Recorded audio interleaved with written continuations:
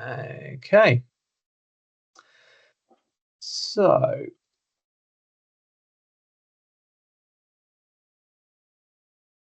can you all please give me a thumbs up if you can see the presentation? Yeah. Okay. Great. All right. So, welcome all. This is something that we're going to be trying this season, just to give a little bit more opportunity for people who can't necessarily make the face-to-face training evenings. We're trying some online, and I thought this first one, best thing to do would just be to um, give a bit of an introduction for new referees, just signpost them to a few bits of information, and then we'll have some opportunity to ask some questions. Um, so, if any of you don't know me, I'm Ed Bell. I'm the training officer for the society. So it's my job to think up of new and amazing things to try and teach everyone, and deliver those. So I'm on the committee, and these are the other committee members. So these are all people who are responsible for running the society, recruiting referees, supplying referees to the various games that we're asked for. So this full list, along with pictures of everyone or most people, you will be able to find at the web address there, on our website, um, under the committee banner. So yeah, I'm on there as a training officer. The other people that you're likely to come across will be the referee development officer, Jim. He's responsible for sending people out to watch and assess you. And we've got a couple of people on the call who do that for us. Um, Treasurer Sharon, you'll need to be in contact with her. She sorts out your expenses. So if you haven't already, you'll need to send her some bank details so she knows how to pay your expenses over to you. And then we've got Damien doing appointments, so he's responsible for allocating people to the right games, ably assisted by Ben Edward, who I think has joined us. So those two work in tandem. Um, uh, that's probably it. Oh, if you have to give a red card, you'll need to talk to Charles. Charles is our discipline secretary. Um, and for those of you who are YMOs, Damien Thursby has recently taken up the reins of the YMO lead. Um, the vast majority, if not all, of the committee have a committee email address, and those are all on that web page there. So how do we communicate with referees? So for those of you old enough to have a Facebook account, we have a Facebook group. It's fairly active. Links there. It is a private group, so when you ask to join, one of the admins will need to admit you. But it's a good place to share information. I often share things about training and anything that's come up, just in case people miss who's the ref messages. But it's also a good place to ask questions and hopefully get sensible answers. I've already referred to the website. Relatively recently redone. Dorset and Wilts refs. I put news items on there. The vast majority of the training presentations, things like the recording from this, will all be put onto the website there. But I would specifically point you to the referee information pack. So that's a series of pages that just give you lots of information about how to use Who's the Ref, how to do your expenses, what to expect, what happens with grading and everything else. So that's a really good resource to go and have a look at. Um, we also we primarily communicate with all the members through Who's the Ref. That's the system that's used to appoint people to games, but it's also a way of us sending emails out. So please make sure that your email address on Who's the Ref is up to date. And I would recommend going into whatever email system you're using and making sure that Who's the Ref is on the on the white list for receiving emails, so they don't get added into your junk. Um, as it says there, you should be automatically added when you join the society. If you haven't had links to Who's the Ref come through and you can't find them in your junk, then best person to contact is Damien, our appointment secretary. So kit. So the society aim to provide a shirt after you've completed 5 appointed games. We should be getting a new stock of kit relatively soon. So once everyone's done 5 games, you can request that. Any other kit that you might want, so polo shirts, training tops, trousers, bags, all of those sorts of things are available on the club shop from Michael Hope. You can just Google Michael Hope and find the Referee Society shop, but that's the link there. So appointments, what happens with appointments? You'll get an email from Who's the Ref saying you have a new appointment. There's a link on there, so it'll give you all the information, who the 2 teams are, what the kickoff time is, what the date is. And there are 2 links on the email, one to accept and one to decline. If you're going to accept it, just click on accept. It'll go through and automatically do it. So coming up to the day of the game, your appointment will be confirmed by the club, normally midweek, Thursday, before the game. If you've got any issues or queries about appointments, if you've accepted one and suddenly you're not available for any reason, please email Damien at the appointments email address. We'll go through that in a little bit more detail shortly. Grading. So your referee grade determines what level of game you get allocated to. So generally, level 7 referees get allocated to level 7 games. Their grading is decided by a grading committee, which meet twice a year, normally once around halfway through the season, so around December time, and then at the end of the season. It would be, if you would like to be promoted, if you have a desire to progress through the grades, there is an option that you can go onto the website, find the referee aspirations form, fill that in, and that will go to the development officer, Jim, and that lets him know that you're keen to progress, and lets him know that he needs to start sending people out to watch you, give you advice on what you need to do in order to progress. Expenses. So expenses, again, this is through Who's the Ref, can be claimed for travel to and from appointments, training events, and the AGM. Once you've completed a game, completed an appointment, you can go on to Who's the Ref, add it to your expense claim, and then whether you want to do it one at a time, or Sharon generally prefers you to do it every couple of weeks at the least, or at the most, sorry, to then you put them all together and send a claim through of all of your expense claims.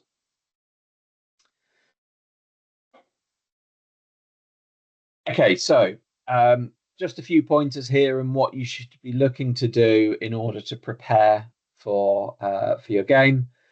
So yeah, in the week leading up to your game, as we said before, you should get confirmation from the home team, usually a couple of days before. Most senior sides will train on a Wednesday or a Thursday. That's when they know what their availability is like for the team. They'll put the team sheets together and confirm with the opposition that the game's going ahead. And hopefully they'll, as part of that process, send you a message to let you know. Either they'll email you or they'll send you a text. Whatever communication preferences you've got set on who's the ref is what they see to use to contact you.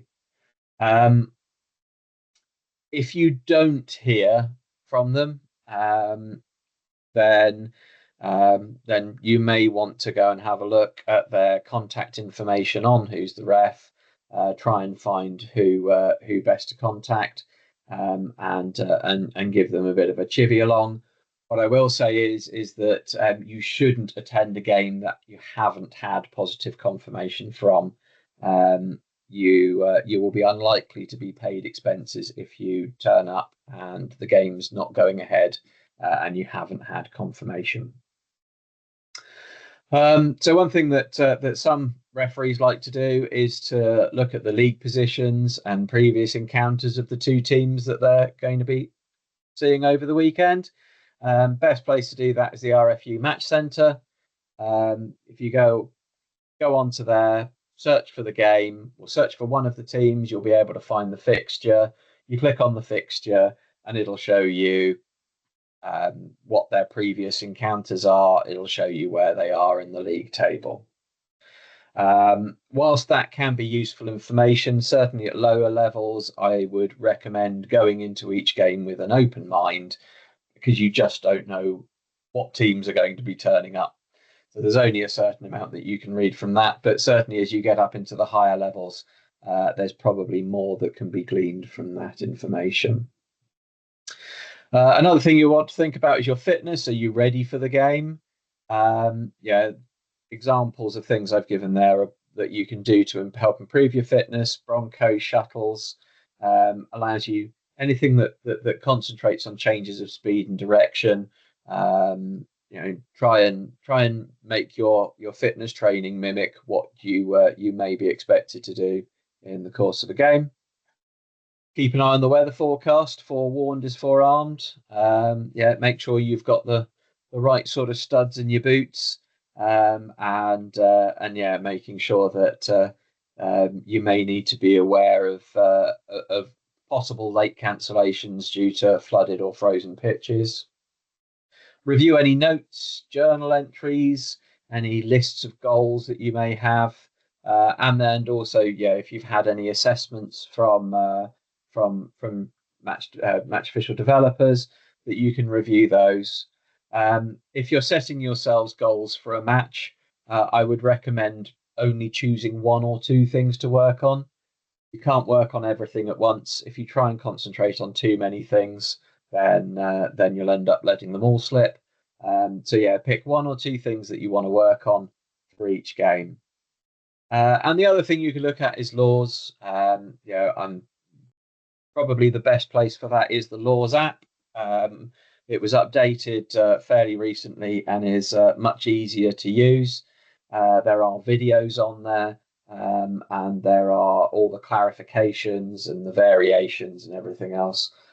You'll also see things. You'll be able to look at signals and stuff like that. So that's about it for prepare for the week. The night before.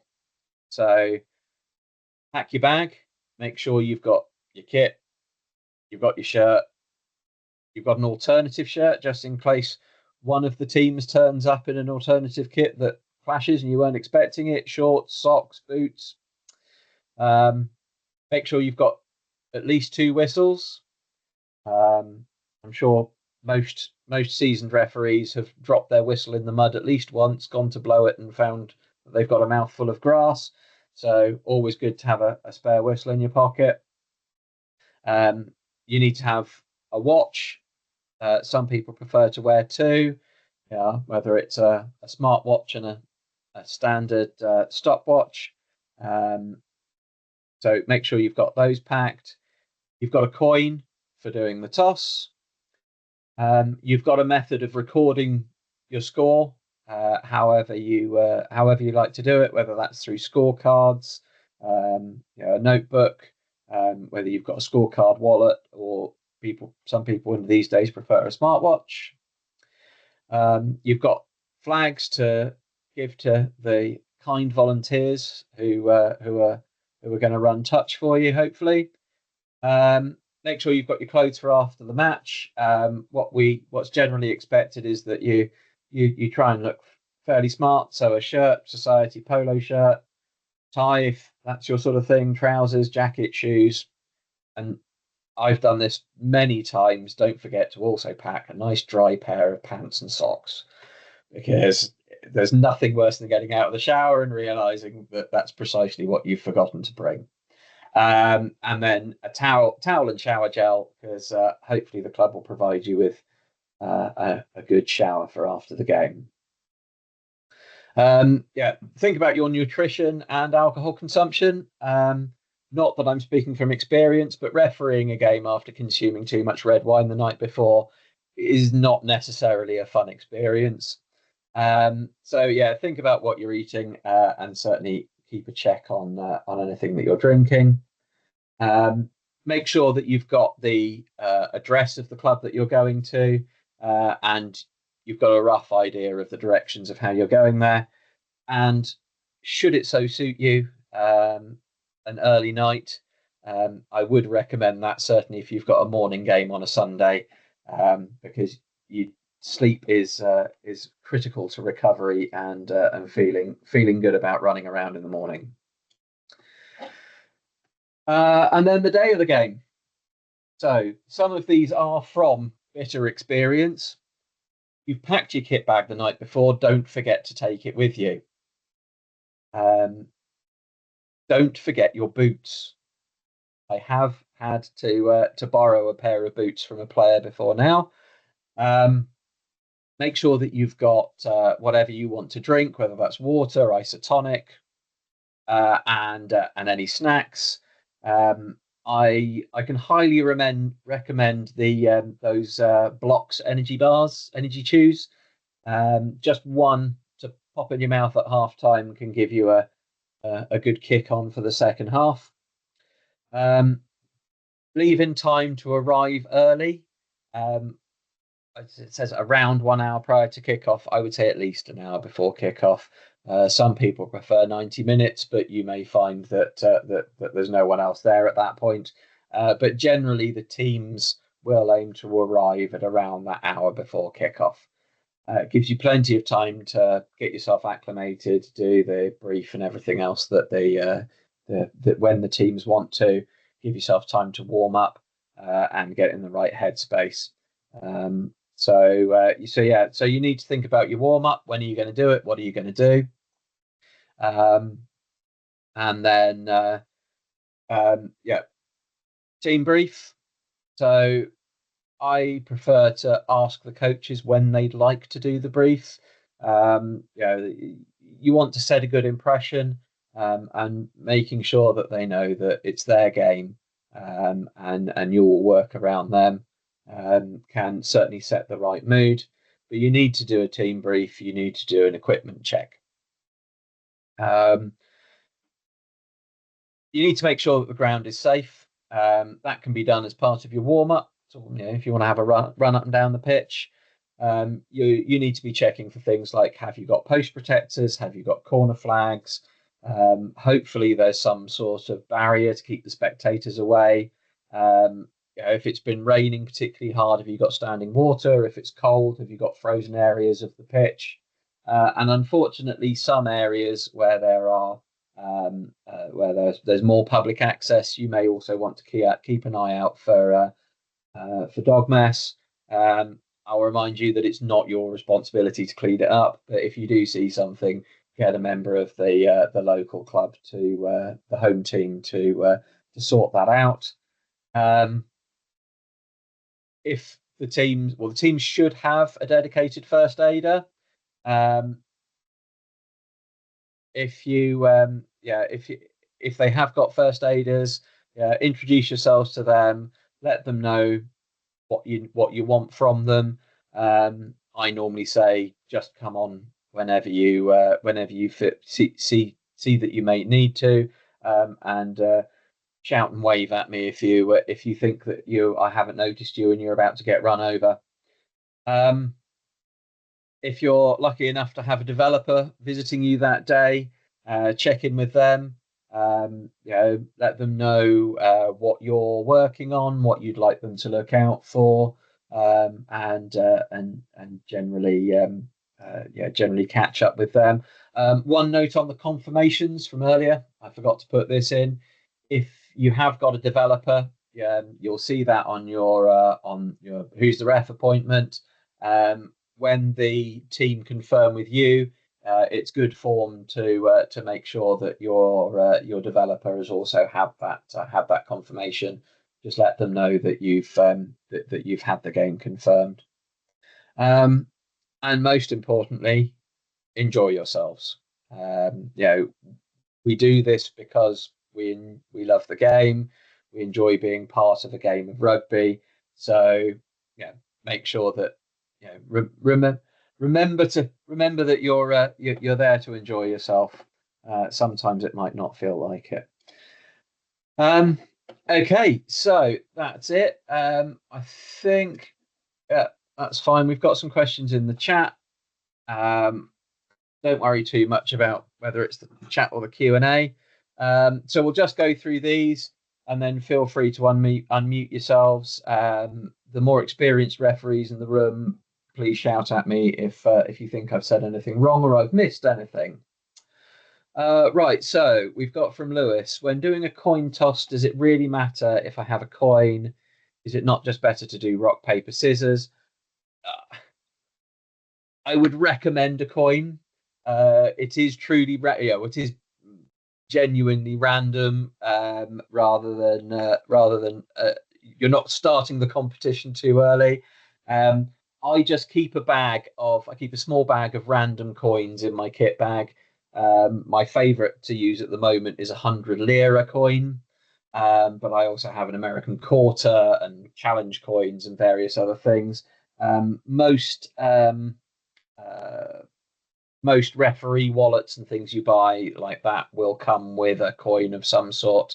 But yeah, I would recommend taking it out with you.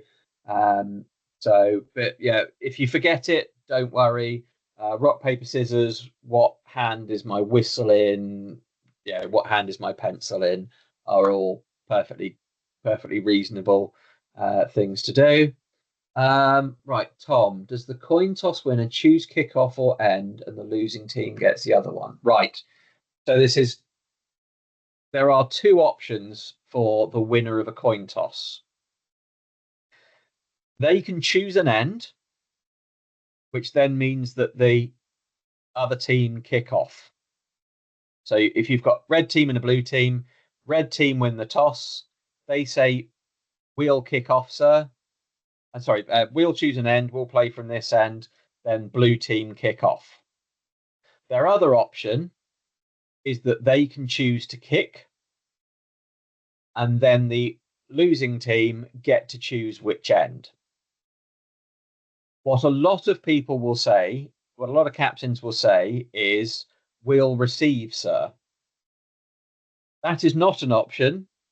You can either point that out to them, or you can just say, you need to choose an end. So if they choose an end, then the opposition kick off their receiving. Right.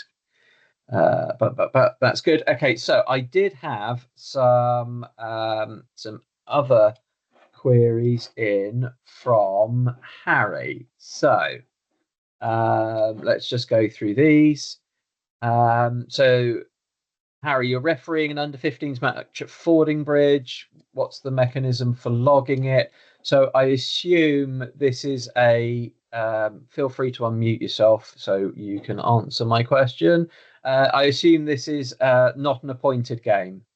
No, no, this is just Fordingbridge asking me to do it for them. Okay, so essentially you're acting as a club referee.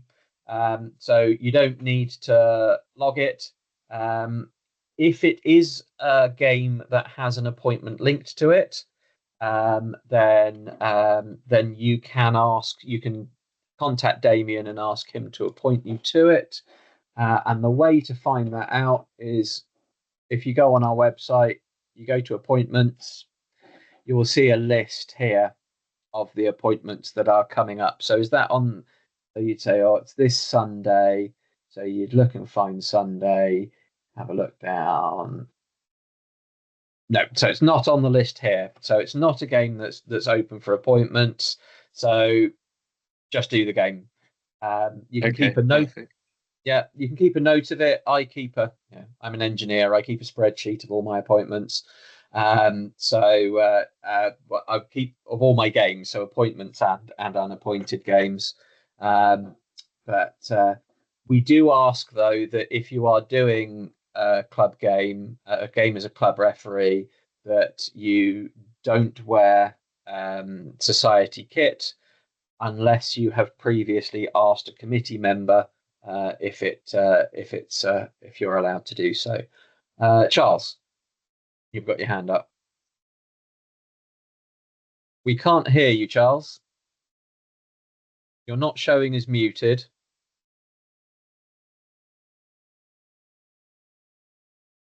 Yeah, put it in the chat, Charles. Uh, Tom, you've got your hand up twice. Actually, it's I'm second place to Charles. Okay. Yeah, that's how it works. Gotcha. Oh yeah, evening all. Yeah, I've got my first game this Sunday. A couple of queries really. The first one is this is a women's game. Yep. Do I call them ladies? Do I call them women? Do I call them players? I don't want to start off on the wrong foot or just try and strategically choose to call them nothing. Best thing to do is ask. Yeah. I generally default to ladies. Okay. I definitely avoid girls. Okay. With senior women. These are seniors, yeah. Yeah. I think there's an argument, and it's been talked about on various podcasts. I've never got a straight answer because referring to someone face to face as woman just doesn't feel right to me. Yeah. I understand that there are connotations to ladies, but yeah, certainly, yeah, ask. But yeah, I generally default to ladies. Okay, no, that's fine. Again, I could have probably worked it out if you want for this call, Ed. So I'll shut up now and not I'll I won't put you on the spot anymore. A couple more from me. Yeah. I've now got my DBS certificate through from my club. Yeah. And I just want to make sure that the individual that does the appointing knows that I am now able to referee age group games. I'm presuming that's the case. Best thing to do is to email the appointments at dorsetandwiltsrefs.org.uk with the DBS reference number, and then Damien can add it to who's the ref. What I generally do is just take a screenshot of the GMS page with it on. Okay. Yeah. Go on, sorry. Yeah, go into GMS and it'll have your DBS number in the corner. Just screenshot that and send it to him. Okay, yeah, no, good stuff. Final one, Ed, I appreciate it's not a training course, but you were kindly on our error course at Marlborough College. The one thing that consistently puzzles me is when the ball goes dead in the goal line, and you really summed up quite well in the fact that you said you need to look at how the ball got there, and if it got there by the attacking team, it's usually a goal line dropout. Otherwise, it's a 5 metre scrum. Yeah. Or have I got to try and sift through the rules? So there are one or two exceptions, but Yeah. generally, if you can't remember, if it's in by attack, dead by defense, it's a goal line dropout. Yeah. If it's in by attack, dead by attack, it's 22 dropout. And if it's in by defense, dead by defense, it's a 5 meter scrum.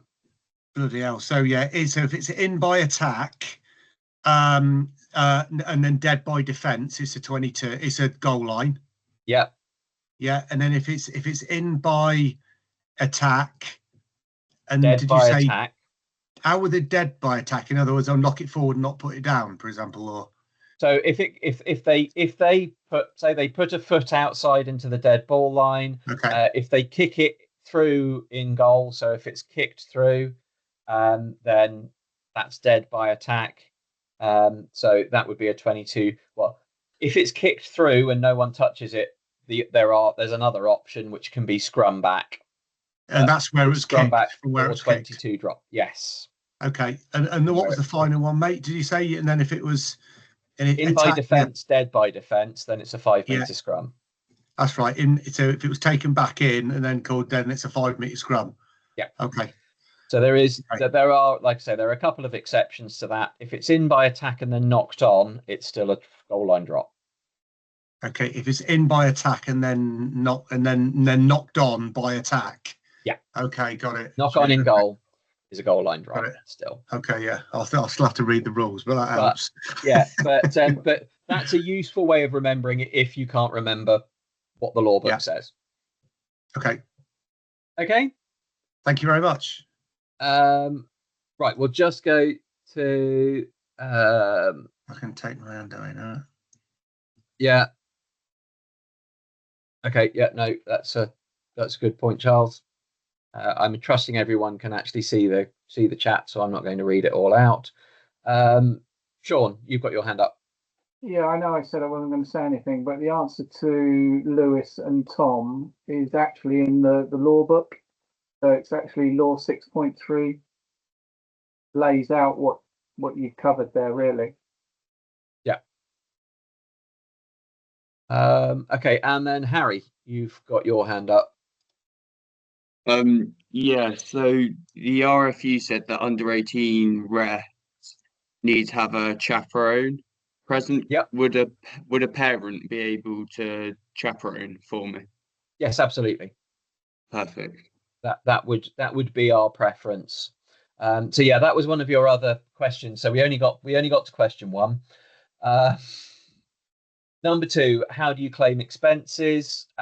So I've been through it very briefly, but again, like I mentioned before, if you go onto our website in the resources, society members, there's the referee information pack. And then if you go into, so if you look at appointments, there's a sort of a step-by-step guide on how to set your availability, what happens when you're appointed, and then some instructions there on how to claim expenses. So rather than going through it at this point, I'll leave you to read that. If you have any queries on that, then Sharon is your best bet, and yeah, her email address is on the committee page. Lewis, I will come to you in a minute. I'll just go through these other questions first. Profile and when you get it onto the system. So yeah, on that appointments page. So is this your Harry? Is this your who's the ref profile or your profile on here? Dorset and Wilts. I was looking earlier and I managed to find it. Yeah. So yeah, as you scroll down here, they're all in alphabetical order. So there's Harry, and then I've already updated your little bio on there. Perfect. So if you're not on there and you think you should be, please let me know. And then yeah, just send me a picture that I can put on. And all we ask for, so yeah, let's look at mine. All we ask for is a few lines about your refereeing and generally what you like. So using mine as an example, I've been refereeing senior rugby since 2022.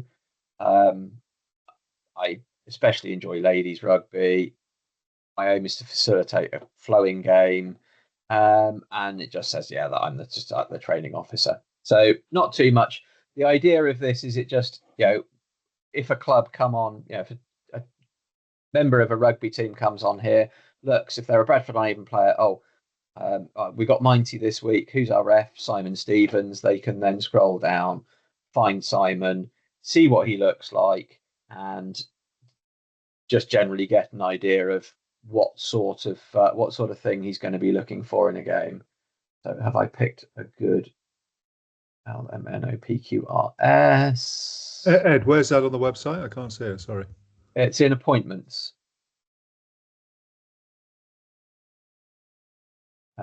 And there's Simon, so you can look at that's who we're going to expect, and he hasn't given me a bio yet. There we go. That was a bad example.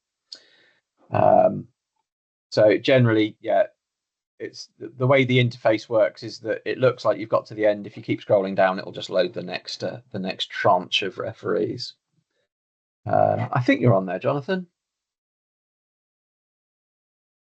Yep. Sorry, just found it. Thanks, Ed. There you are. Appreciate it. Yes. So number 4 we've covered. Yes, parents are the best chaperone. I think we've covered the ref shirt. We should be as I said earlier, we should be getting a new stock of those fairly soon. And once you've done 5 appointed games, you can go onto here, onto kit, and enter your request for a shirt on the order form there. Route to progressing to take the full reffing course, error, and how to book on one. So now this is an interesting point. So the error is no more. The RFU this season have combined the introduction to refereeing with the error to come up with a new course that's called Ready to Ref. Previously the error was 2 face-to-face days bookending a season with learning through practice in between. They've now reduced the face-to-face down to 1 day, with a more significant online learning load beforehand. So there are a number of modules that you go through before the event. Everyone turns up on 1 day. We do a few bits indoors, then a load of practice stuff outside, and then you're a qualified referee. The other slightly different thing is that where with the error, the RFU used to decide when and where it was going to be put on, and then publish that. They'd organise the venue. Now it is up to societies, clubs to request a course. I'm currently working on trying to find some friendly clubs within Dorset and Wilts to host some courses for me. So certainly, as soon as those are available, then we'll be putting those up on the website, and we'll be advertising them all over the place. Oh, another message from Charles. The shirts will be available at the next training meeting. Excellent. So that's one thing we didn't mention in the presentation was the training. So generally we have a society training event once a month. We try and vary them through having them in a central location, which is usually Warminster Rugby Club, because it's just about as inconvenient for everybody to get to. We do try and do some north and south splits where I'll do a session at Trowbridge, and Paul Gaskin, who helps me out, goes down to the Bournemouth area to try and do one down there. And then, like I say, this season we're going to be trialing online events. Again, if you go to the resources section of the website, look at the training page, that is the proposed timetable for events this season. So we'll be having an online and an in-person session most months. 1 month, so November, they will both be online. But generally, there's an online and an in-person session throughout the season. So yeah, in October we'll be splitting north-south, depending on how I get on with the sessions towards the end of the season. We may do more north-south. It just depends what the topic is, and how we're going to cover it. So if we've got a guest coming in, then obviously it has to be a central location because we can't split a guest in two. And quite a lot of what I would usually be covering in those north-south ones, I'll be covering in the online sessions. So yeah, this isn't set in stone. The dates and the venues are not set in stone. It's just to give you an idea of what might be coming up. You'll also find on the training page that where we've had presentations, the resources from the various training evenings, I do put on here when I can. So you can look back into the past and see what we've looked at past training sessions. Okay. Yeah, Lewis, sorry, you had your hand up. Yep. All right. Thank you very much. I have a question with under 14s. So I'm refereeing them on, I believe, Saturday. Saturday. I believe it's on Saturday. Or yes, that might you are. be Under 15s, you've got under 15s. Bishop's Okay. Wordsworth. Yeah. Yeah.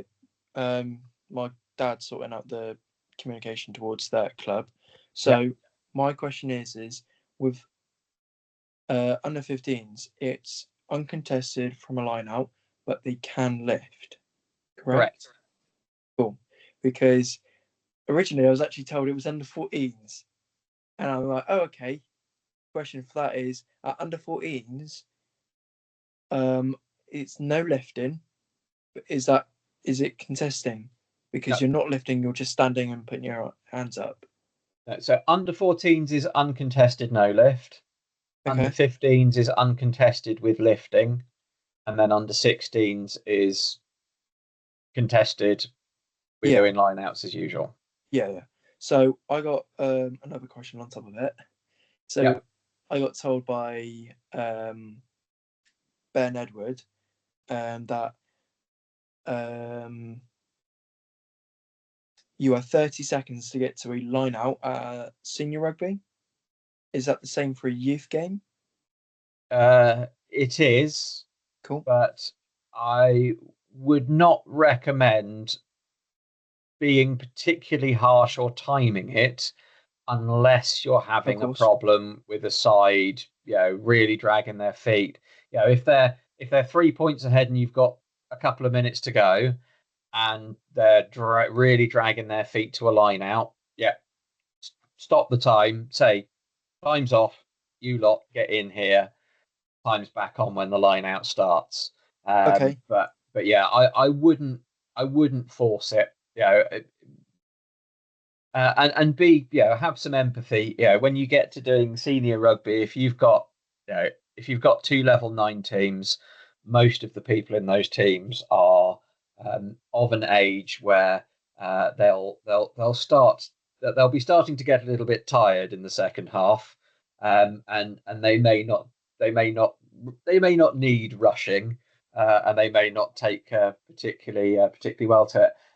So if you've got questions about age grade stuff, in the resources here we go. So again, website, resources, member resources, the age grade matrix. I haven't updated it for this season's one. I will do, but this is a really, really useful let me just zoom in, really useful tool. It's put together by Keith Lewis, who, among other things, so he works for World Rugby, but he's also a community referee, and he runs the rugbyreferee.net website and occasional podcast. He puts up this matrix, so it just gives you a really good reference as to what changes and when. So, for that exact question, we will scroll down to touch and line out, and there you can see, so there's no 50-22, uncontested line out, contest possession can start when the catcher safely returned to the ground, no lifting, binding or supporting, non-participants must be 10 metres back, if not straight, the other side have a line out, if that one's not straight, it's then a scrum to the original team who had the line out.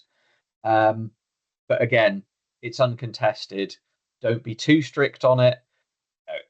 If it's going to an outside hand, but it's they're making the best effort, let's play on. If they're throwing it straight to the 9, then maybe we ought to think about calling it not straight. And then under 15s, you've got uncontested line out, lifting and supporting permitted. The contest for possession starts when the catcher is safely returned to the ground. But this is a really useful resource. Like I say, I've put a copy of it on the website. I will update I know Keith has updated his one, so I'll get the updated one and drag it across. Okay. Any other questions?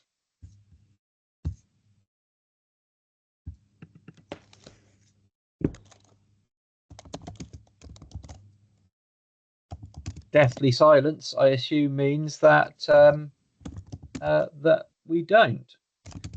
So I'll say thank you very much to everyone who's joined. Thank you to Charles and Sean and Jonathan, and Ben did come but he left again, for joining in to help us with this. I hope you found it useful. Certainly, if any more questions come up, please feel free to contact me. Like I say, if you go onto the committee page on the website, all of our email addresses is here, so you can find me there and just email me on the training email address. For the YMOs, if you haven't already got in contact with Damien, you can give him an email here and make yourselves known to him. Lewis, did you still have your hand up, or have you just put it up again? I've just put it up again. Okay. I've got another question. So just on this, how do I add my said profile to it? So just drop me an email, so either at the training address or the web address, because I do both of those things. Sorry, I've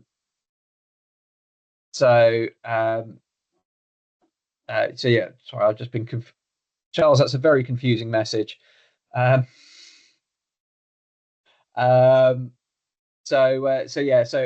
Just drop me a line with, if you want a picture, I can put a picture on there.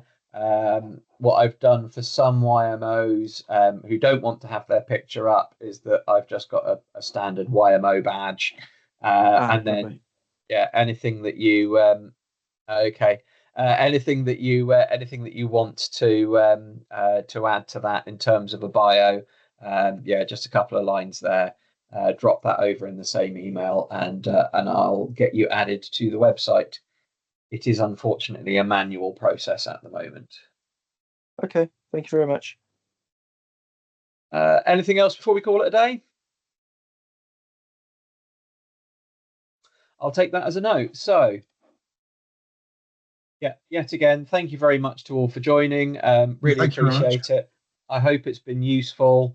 And for those of you who are attending the face-to-face next week, I will see you there. Any other questions, please give me a shout. And hopefully I'll see you at a training event, either online or in person, very soon. Thanks, Ed. Thank you very All right. much. Okay, cheers. Thank you. Bye.